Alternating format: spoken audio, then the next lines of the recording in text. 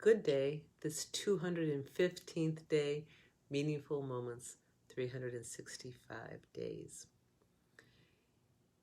I don't know about you guys, but I can say that one thing that's been beautiful about the more times I circle around the sun, the more years I'm here on this earth, and one of the most greatest valuable gifts of being here has been about learning how to be perfectly patient.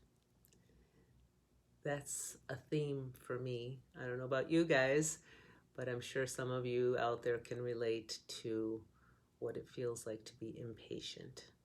Perhaps you're more oriented to doing, and a lot of that doing when we're busy with our lists and all the things we have to do tend to be connected with impatience often.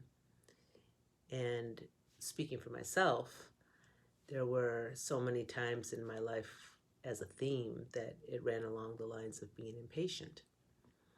And even though, I understood that patience is a virtue and, all the mindful practices that can help us to acquire patience, because life inevitably is showing us opportunities to have patience.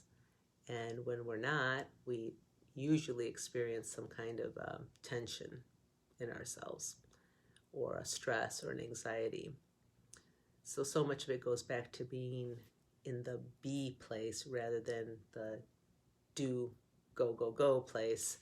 And being requires us to have that presence in this moment, this consciousness that allows us to experience presence, really being present to the moment. And when I would experience getting impatient, it's because I was looking already forward to the result, what I would consider like the expectation, the outcome. And there's nothing wrong with having ideas about, where you want to go or getting to that goal that you're working on. But it's when we lose that connection to the present moment and skip forward way to that place, and therefore can't be really peaceful in our own moment right now, even though, it might be so many number of days far ahead or so many hours ahead or minutes or whatever that might be, but just to really be here in this moment now. And it was just such a really beautiful learning for me over many years. Well, as I stated, a lifetime. And it's been coming more and more into my awareness what patience has shown me.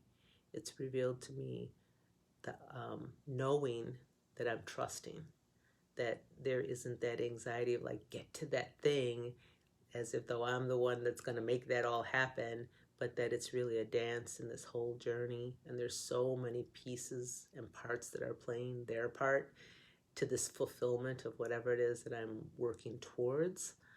And that in this dance, it is the journey, so I can be present to this right now and what reveals itself right now.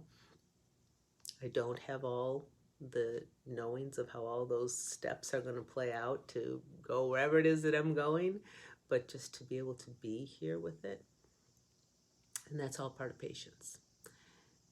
But the real meaningful moment came to me as I've been watching, allowing things to be, accepting things as they are, being comfortable with things as they are, even in places that might feel sticky or that, at the moment may seem sad or disappointing or whatever that might be, because those are just different feelings that come up too. But just being able to be with all that and, it's okay. And trusting still that things are unfolding and trusting in the highest good and the highest version of everyone and everything all the time, and just being patient with that, like knowing, not like, oh, I wish and I hope that it is that so. No, it's knowing that it is so. That is the original blueprint. And then everything else is a matter of how it unfolds and reveals itself. And last night, I had another little moment, as I stated, that was the meaningful moment, which was that we've had this new cat with us now for a while. She's not really a kitten anymore, kind of, sort of, still young. And she came to our room. So she's kind of slept around our bed and, not really in her bed, but, there was different, I think, tensions between her and the other cat at times. And so sometimes it would seemingly work or not, but I wanted her to find a way to make it actually to the bed where she would feel comfortable and laying in a spot or something like that. Now, this is 4 months down the line, and I talked to her before I go to bed, and I'm like, why don't you come over here with us? So she isn't always like so separate in other places, because I sensed from her that she was an adopted cat and lived a good portion of that time in one of those adoption centers, and so it was a little different for her, and I can feel it's like a trust thing, like she's getting to be more trusting, getting to know us more. Finally last night I talked to her right before I went to bed, like I always do, and I'm just kind of like, okay, it may happen or may not happen. But last night, there she was. I woke up in the middle of the night and I felt her coming around slowly, cautiously, tentative in a way. And then she sat, and I sat up and looked at her, and she looked at me, and I petted her, and it was just this silent communication that I have just shown her in terms of my inward space, my inward state of patiently waiting and knowing, just trusting. And then she got herself more comfortable, and then she laid down and let me pet her, and then she did a full out belly on her back.